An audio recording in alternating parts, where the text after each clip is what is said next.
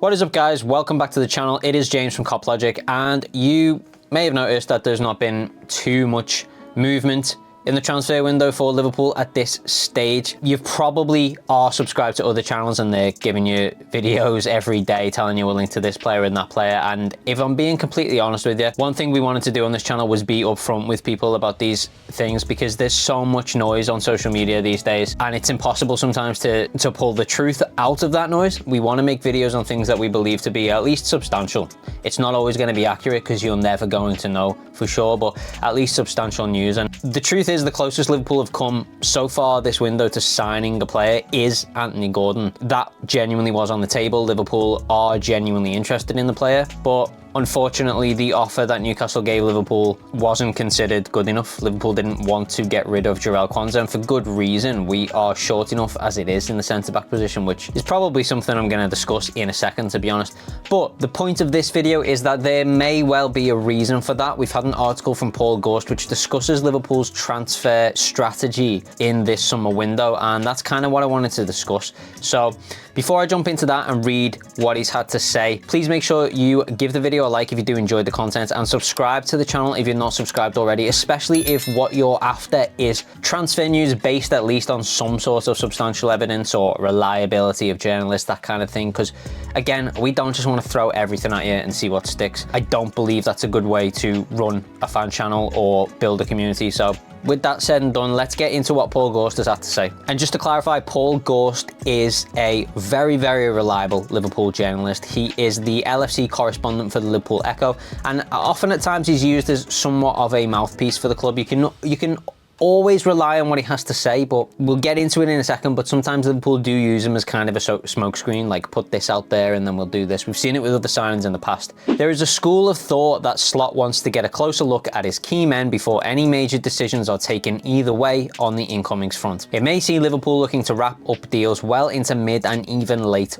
August. Now, on paper, I get it, that's a sound strategy. We've got a brand new manager and he wants to come in and make his own decisions on players, whether that's players, you know, who he potentially wants to get rid of, and then players who he's going to bring in. I understand that, and I also understand that Richard Hughes was busy himself with Bournemouth and has had to, you know, is really only just starting himself along with 𝘽𝙍𝙀𝙼 Slot. Maybe the timings haven't really lined up for that, but there have been people at the club. You know, Michael Edwards has been here for a while now in terms of his reinstatement, and outside of that, there must be people at the club, I would have thought, that are able to advise Slot now so that we can start making some decisions.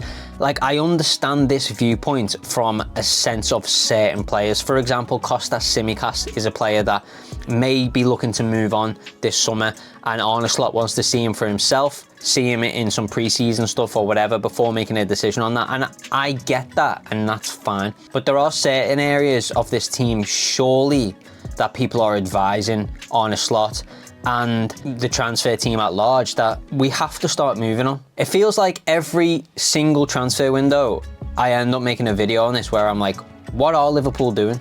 You know, it's all silence at the moment. And we're not the only club. There hasn't really been much movement from Manchester City yet, but they also won the league and they have less to improve than we do. There are definitely flaws in our squad. There are definitely areas that need improvement. And I don't really understand this strategy of getting everyone back. Oh, wait till after the Euros, wait till after the Copa America, bring them all back, let 𝘽𝙍𝙀𝙼 Slot see them. Okay, on paper, kind of makes sense, but in reality, we are gonna fall behind. I mean, people will say stuff like, while the Euros are on, there isn't really going to be any business, but there is definitely business. A lot of the targets Liverpool have been linked to are already securing moves. For example, you know, Lenny Yoro, it looks like he's going to go to Real Madrid. Calafiori, Arsenal have already moved on that. Arsenal, a direct competitor, a team that are looking to win the league next season. They're already doing business. And it's with a target that Liverpool we're looking at. We know we need to bring someone in at centre-back. We are losing Joel Matip. That has happened. And that's not the only area. We know, for example, as good as Endo has been, we have to bring in a CDM. Someone has to help Endo out in that position. I understand we got 𝘽𝙍𝙀𝙼𝙆, but we shouldn't be relying on players like 𝘽𝙍𝙀𝙼 and 𝘽𝙍𝙀𝙼 again, which is why we need a centre-back. We need a CDM. And the one that baffles me the most is how are we not looking at a right winger? It seems like every player we're getting linked with at the moment is a left winger. For example, Anthony Gordon, for example, Nico Williams, who by the way has just today been linked with Barcelona. So again, if Nico Williams is a genuine target for Liverpool, we could be losing out again because we're just biding our time. We seen this last summer with 𝘽𝙍𝙆𝙄𝙉 and 𝘽𝙍𝙍𝙁 and ended up losing both of those targets to Chelsea. Now, sure, it worked out for us, but you're not going to get lucky every time. We can't keep doing this where we just delay, and then we have to just grab whatever we can pick up when we realize these holes that we have in our team. I just don't understand this, if I'm being completely honest. Like I said, I understand we've got a new manager and that's going to come with a lot of changes at the club. If I'm being completely honest with you, I don't think we will challenge for the league title next season, and I don't expect us to be winning the Champions League either, but what I do expect is we certainly cannot drop out of that top 4. So we need to make sure that's secure. And we absolutely have to have a good run in the Champions League. Bare minimum, we need to get into those knockout stages. But I want to see us go late into the competition because, you know, once you're in those knockout games, you never know what could happen. But we have to take these things seriously. And there's a reality where we don't win anything next season.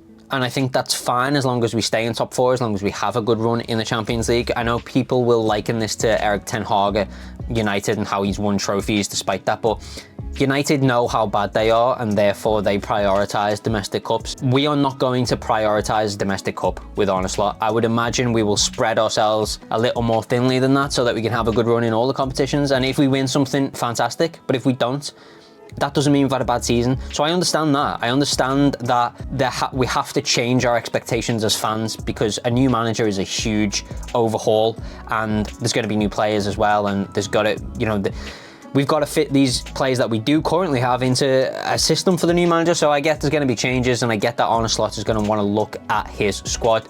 But what I can't believe is that there aren't people just advising already on, look, I understand you might want to look at X player, 𝘽𝙍𝙀𝙼𝙆 or Kelleher, you know, and make a decision yourself on those players, whether you want to move them on. But in the meantime, here are the holes in our team that we need to fill. We as fans already know what they are: centre-back, central defensive midfielder, and right wing.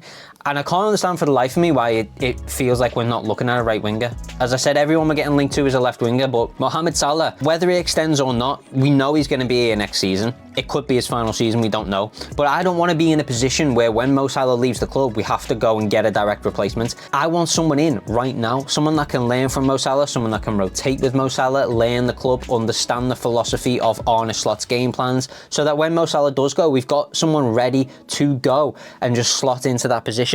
Pun unintended, but it's pretty funny still. But seriously, it's baffling me. I mean, that's one of the things that I look at this statement from Paul Ghosn and I just think I can't understand how that can be the strategy here. You know, there are certain players, as I've said, that I understand him looking at, but there are holes in this squad that we can start filling right now. And you don't have to wait until the Euros are over to do business. We're seeing that with Arsenal right now.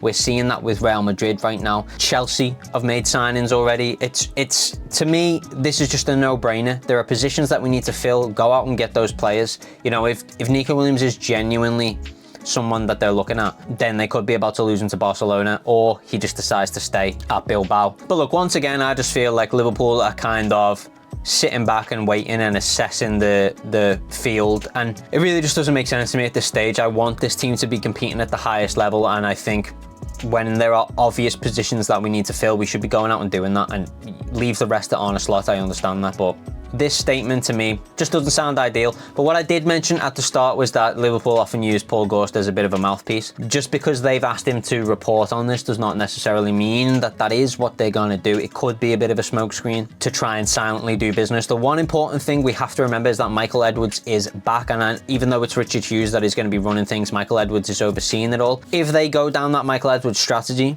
then he did always do things in the shadow. He was a very silent bidder in terms of getting us players. What we saw last season, where everything was very public and very out in the open, the likes of the 𝘽𝙍𝙆𝙄𝙉 stuff and the Caicedo thing, that was 𝘽𝙍𝙀𝙼𝙆, and that is how he does business. So maybe we need to get used to going back to that and taking all of this with a pinch of salt. But for now, you know, I just wanted to address this report from Paul Ghosn, get your guys' opinions on it. You know, do you believe this is the right strategy for Liverpool, especially this window in particular. And let me know in the comments what areas of the squad you guys think we need to be looking to bolster in this summer transfer window as well. Of course, I've already mentioned mine. And, you know, even if you want to give your 2 cents on any players that you'd move on. But hopefully we can be back towards the end of the week or into next week. We'll see, with something more concrete in terms of news around potential signings for Liverpool Football Club. So make sure you get your subscriptions down below if that sounds good to you. And as always, guys, we'll see you in the next video, hopefully with some better news than this one. Peace.